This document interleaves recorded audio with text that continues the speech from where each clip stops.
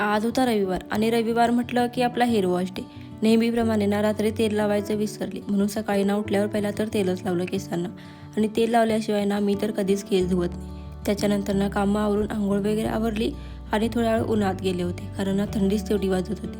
आणि आज bedsheet, उशीच्या cover सगळं धुतलेलं होतं.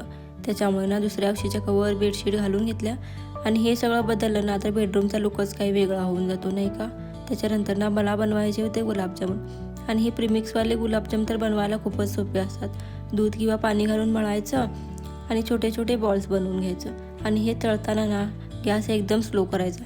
मोठ्या गॅसवरती तळले ना तर आतून पीठ तसंच राहतं आणि चांगले पाकात मुरतसुद्धा नाहीत.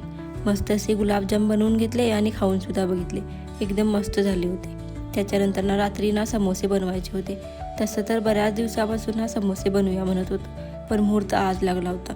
भाजी वगैरे सगळं मस्त झालं होतं. चूक अशी झाली की पीठ माझ्याकडून जरा जास्तच पातळ मळलं गेलं आणि समोशाला ना पीठ एकदम घट्ट लागतं.